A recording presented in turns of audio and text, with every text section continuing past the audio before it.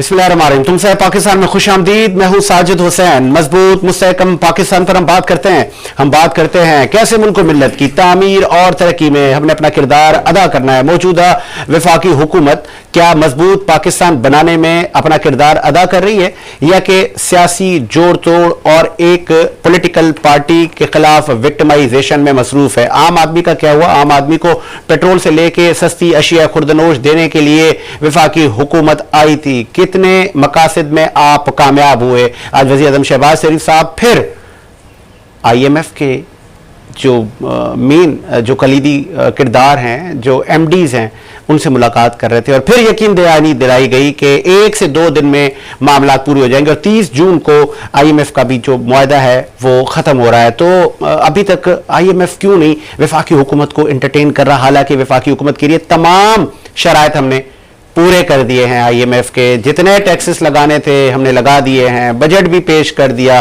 तो फिर IMF क्यों आपको मुतमईन आप क्यों नहीं कर पा रहे और क्यों नहीं आपको वो फंड रिलीज कर रहा? इस पर भी हम बात करेंगे। फिर हम बात करेंगे DG ISPR अहमद शरीफ साहब की प्रेस कॉन्फ्रेंस और बहुत सारे उनसे सवालात किए गए।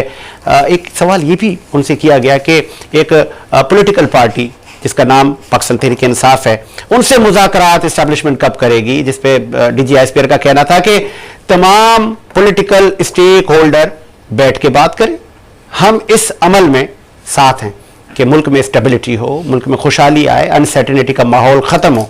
तो इस्टेब्लिशमेंट ने बोल दिया कि आप तमाम पॉलिटिकल पार्टियां आपस में मिलकर तमाम मामलात को हल करें, तमाम मौजूद पर बात करें। स्टूडियो मेरे साथ मौजूद है, PTI की नुमाइंदगी करेंगे कराची की मारूफ शख्सियत सलीम सचवानी साहब। बहुत शुक्रिया सर, सलीम सचवानी साहब, आपने भी टाइम दिया। प्रोड्यूसर साहब, PTI की भी नुमाइंदगी है आज और PTI के जो साहब आज मेरे साथ स्टूडियो में मौजूद हैं, सलीम सचवानी साहब, कुछ माह पहले आप आए थे हमारे शो में और आप कुछ बातें कर रहे थे, कुछ आपके उस वक्त के जो आपकी सियासी पार्टी के कुछ स्टेटमेंट थे आपके, आप क्या करने जा रहे थे, क्या आपके वो कहते हैं ना उस वक्त जज्बात थे। मैं चाह रहा हूँ आप और कौम सुने, तो फिर हम सलीम साहब से इस चीज़ का जवाब लेते हैं। ज़रा सुनवाएं प्रोड्यूसर साहब। सलीम सचवानी साहब, कुछ माह पहले क्या कह रहे थे? अरे आप लोग हलफनामे ले रहे हैं, फॉर्म सबमिट हो रहे हैं, ऐसा ही है? जी जी बिल्कुल। आप कब जा रहे हैं जेल? तो जब हुक्म करें हमने फॉर्म भर के दे दिया है। अच्छा। जब ऑर्डर आएगा हम जाएंगे, इसमें कोई बड़ी बात नहीं है। किसको फॉर्म भर के दिया है? तंजीम को? तंजीम को, बिल्कुल। उस पर आपने हल्फन लिखा है कि मुझे अगर बुलावा आएगा मैं थाने में बैठ जाऊंगा? ऐसा कोई हल्फन नहीं है। इन्होंने मांगा कि मैं अल्लाह को हाजिर नाजिर जानकर बोलता हूँ, ऐसा हलफनामा नहीं लिया। अच्छा, इन्होंने अच्छा, इन्होंने सिंपल से ये रखा है तरीक़ेकार कि भाई आप अपना नाम वगैरह, शराकी का नंबर वगैरह आप अपना दें। इन्होंने पेपर फॉर्म एक बनाया तो उस पर लिख के दिया। और कितने लोगों ने लिख के हजारों दिया? लोगों ने लिख के दिया। अच्छा, हाँ, हजारों लोगों ने लिख के दिया। तो इसका आगाज कब होने जा रहा है? तो जब पार्टी की क़यादत मुनासिब समझेगी तब से हो जाएगा। और वेडनेसडे से अनाउंसमेंट किया, तब कल के लिए क्या हिकमत अमली होगी सामने आ जाएगी। पार्टी क़यादत की आपने बात की, आपने कल देखा कि खान साहब की पेशी थी और बहुत सारा क्राउड। आपने सुना कि सलीम सचवानी क्या कह रहे थे? सर आपने सुना हज़ारों लोग जेल भरने जा रहे थे, सब जा रहे हैं सर, मेरा ताल्लुक PTI से ख़त्म, बाय बाय टाय टाय। ये आपकी ये हज़ारों कहाँ हैं लोग जो जेलें भर रहे थे? ये बताएं ज़रा। ये जो पुरअमन जो तहरीक थी, ठीक है, और उसको इन्होंने किस तरीके से पुरतशद्दुद तहरीक में तब्दील किया। ना करें सर, पुरअमन कहाँ थी सर? सब पुरअमन को पुरतशद्दुद में इन्होंने तब्दील करवाया। एक जाली 9/11 करवाया जिसके अंदर इनके तोड़ फोड़ करने वाले लोगों को उकसाने वाले लोग शामिल थे। जो ये जहाँ जहाँ पे हुई हैं, वो जहाँ जहाँ पे हुई है, उनके जो जो चेहरे, जो बुलाने वाले चेहरे थे, वो सब के सब में उनमें से एक भी नहीं पकड़ा गया है। जिसके वाज़ेह तौर पे सोशल मीडिया पे केस मौजूद है। मैंने आपको 102 लोगों की लिस्ट आनी है सर। मैंने आपको भी वो लिस्ट भेजी है जिसके अंदर वो चेहरे मौजूद हैं और वो लोगों को बाकायदा बुला रहे हैं। उनका ताल्लुक PTI से नहीं है और वो उकसा के लेके गए। और मैंने आपसे उस वक्त भी ये कहा था कि अगर कोर कमांडर के घर के अंदर में लोगों को रोका न जाता यास्मीन राशिद की तरफ से और खान साहब की बहनों की सूरत में, तो अगर हजारों का हजूम अंदर दाखिल हो जाता तो वहाँ पे कोर कमांडर को इन्होंने तो मर्डर का प्लान बनाया हुआ था। उनमें से हजारों मजमूए में से कोई भी इनको फायर करके हलाक कर सकता। तो इल्ज़ाम फिर ये लगा, FIR काट देते PTI के इमरान खान के ऊपर कि इन्होंने मरवाया है कोर कमांडर साहब को। इनके ऊपर एक और FIR कट जाती। तो सर इस तरह की प्लानिंग है, मुल्क नहीं चलते, मुल्क तितर बितर हो गया। मुल्क की मईशत को आप देखें कहाँ चली गई है। आपको मुल्क की मईशत की फिक्र नहीं है, आपको ये फालतू की बातों के ऊपर आप अपना टाइम जाया कर रहे हैं। आप देखें आज कौम $4 अरब के ऊपर रो रही है, मछली की तरह तड़प रहे हैं। $2 अरब बैठी है सर, उनसे पूछ रहे हैं डॉलर के लिए IMF से मछली की तरह तड़प रहे हैं, और $12 अरब का इन्होंने टोटल जो है ना हमारा नुकसान कर दिया एक्सपोर्ट में और रिमिटेंस जो आता था उसमें। इसके अलावा जो उनको फंड मिला था वो काम गायब हो गया। $16 अरब का, उसका भी अता पता नहीं है। ईरान रशिया से जो तेल आ रहा था और जिससे 40% अवाम को सस्ता मिलना था और अवाम को बेनिफिट मिलना था, जिसके दावे ये 4 दफा यहाँ पे करके गए आएगा अवाम को रिलीफ मिलेगा, वो रिलीफ कहाँ गया। सर वो बातें आप करें जिससे कौम को फायदा पहुंचे, आप वो बातें करके टाइम जाया ना करें जिसके कोई सेंस नहीं है। दुबई में बड़ी बैठक लगी है। बड़ी बात यह है कि इन्होंने इतराफ जुर्म किया अपनी बातों में कि लाने वाले भी लाते भी हैं और फिर निकाल भी देते, सही न चाहे। बता दें कि बगैर उनकी आप मेहनतों की आप आज मैं कह रहा हूँ आपने इतराफ जुर्म किया ना। जुर्म नहीं किया, मैं मानता हूँ कि इन्वॉल्वमेंट के बगैर आप आ नहीं सकते, मैं मानता हूँ। एक मिनट सर, मैं आपकी बात टोका आपको, आपने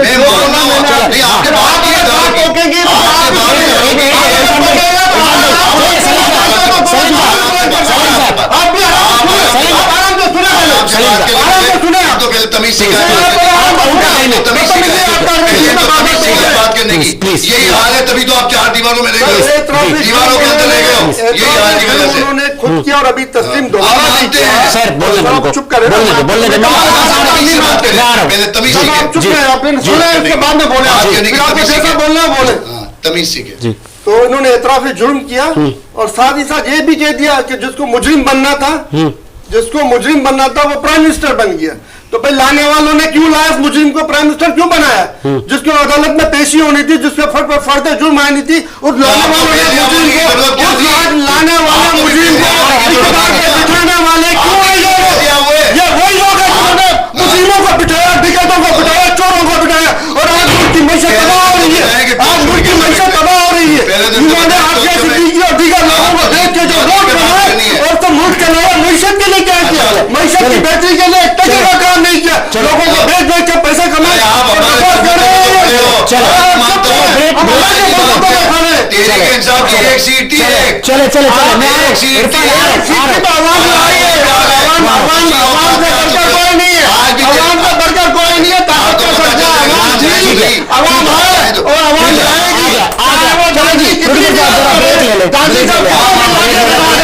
चले साहब, लास्ट मुझे ये बताइए, अभी जो ये देख रहे हैं पूरी सिचुएशन, दुबई में भी बैठकें लग रही हैं, यहाँ पे भी एक अजीब माहौल है, एक दूसरे पे स्टेटमेंट है और PTI गायब नजर आ रही है। आपको क्या लग रहा है, मूड में है हुकूमत इलेक्शन करवाएगी या ये आगे जा रहा है मामला? सर भाई ने कहा था कि इलेक्शन लाने वाले और निकालने वाले दोनों एक ही हैं, तो इलेक्शन करवाने वाले भी वही होंगे। और उस मुल्क की बड़ी बदकिस्मती है कि लाने और ले जाने वालों ने कभी ईमानदारी को, जो मजहब की हमारी बुनियाद है, जो कि हमारी मजहब की बुनियाद, उस ईमानदारी को कभी फॉलो नहीं करवाया। जनरल मुशर्रफ साहब के पास बेहतरीन मौका था, अगर वो ईमानदाराना इलेक्शन के लिए बड़ा अच्छा ऐलान भी किया था उन्होंने कि मैं वोटर नंबर और ID कार्ड के अंदर डाल दूंगा ताकि किसी का भी वोट जाया ना जाए और हर किसी को वोट का हक मिले। और उस ऐलान के बाद वो उससे पीछे भी हट गए। ऐसे तो EVM तो आप लोग भी ला रहे थे सर, EVM न लाने दिया कि ना, वरना आता आप इस इलेक्शन में आप देखते EVM भी चल रहा था, फॉरेन वोटर्स को वोट का हक भी मिल रहा था, क्योंकि उनको पढ़े लिखे वोटर नहीं चाहिए। इनको वो अंगूठा छाप वोटर चाहिए जो उनकी भी वोट वो खुद आके डाल दे। इनको वोट तो चाहिए ही नहीं, इनको खरीद टोला चाहिए होता है जो थप्पे मार के इनको जितवाए।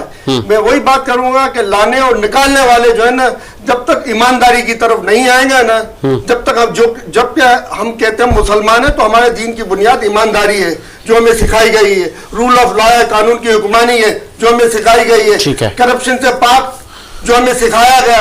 जब तक इस पे हम अमल नहीं करेंगे, हम इसी तरह दरबदर रहेंगे, इसी तरह हम गैरों से पैसे लेके अपने लोगों को बेच के अपने मुल्क चलाएंगे और फिर खुश भी होंगे कि मईशत अच्छी हो गई। मईशत का बेड़ा गर्क उस दौर में हुआ था जब हमारे गारमेंट्स के कारखानों का खाना खराब किया गया, हजारों हमारे गारमेंट्स के कारखाने बंद हो गए थे, जब अननेसेसरी में चाइना को इंपोर्ट की इजाजत दी गई गैर जरूरी तौर पे। हमारे हजारों कॉस्मेटिक के कारखाने बंद हो गए थे उस वक्त जब चाइना की कॉस्मेटिक गैर पहले कभी कोई काम हुआ था ना अब कभी काम हुआ। मईशत की बेहतरी के लिए सिर्फ और सिर्फ मार्शल लॉ दौर के अंदर जीडीपी बढ़ी थी तो लोगों को बेचने, लोगों को मरवाने की वजह से बढ़ी थी, किसी और वजह से नहीं बढ़ी थी। लोगों को बेचने और लोगों को मरवाने की वजह से बढ़ी थी। और लोगों के मरने में हमारी पाक फौज के जवानों के खून भी उनके ऊपर ही है जिन्होंने इस जंगों में लोगों को धकेला, और हमारे सिविलियन का खून भी उन लोगों पर ही है जिन्होंने इन जंगों में, बेफजूल की जंगों में परवेज मुशर्रफ जो जियाउल हक, मैं दोनों की बात कर रहा हूँ, मैं परवेज मुशर्रफ और जियाउल हक दोनों की बात कर रहा हूँ, खुली एफआईआर है। मैं परवेज मुशर्रफ और जियाउल हक दोनों के लिए कह रहा हूँ जिन्होंने क्यों नहीं जाते? सर मैंने आप चुप करके आपको सुना, आप बाद में बात कीजिएगा, जो आपको कहना आप कहिएगा, मेरी मना नहीं है आपको। कोर्ट में जाए, कोर्ट में क्या सुनी जाती है कोर्ट में, आपको पता नहीं? थोड़ी देर पहले आप ही कहते कि इधर कोर्टें छोड़ रही हैं और फिर जो है ना वो पकड़े जा रहे हैं। कहाँ जाए? तो ये पहले हम मुसलमान बन जाए, उसके बाद में सब कुछ हम होगा। हम पहले तो मुसलमान ही नहीं बने, खाली थप्पा लगा हुआ हम पे ऊपर मुसलमान होने का। और वो लोग गैर लोग सही कहते हैं कि दुनिया का बेहतरीन मजहब इस्लाम और बदतरीन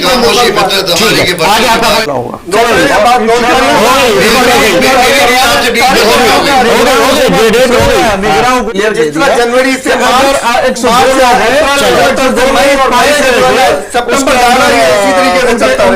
पाए गए थे। ठीक है, उसके बाद एक महीने के बाद निगरान हुकूमत आ जाएगी, बोलेंगे हम लोग क्या करें, अब तो निगरान हुकूमत आ जाएगी। चले जी, चले इसी उम्मीद के साथ कि मेरा मुझे साजिद हुसैन को इजाजत दीजिए। मुलाकात प्रोग्राम के साथ।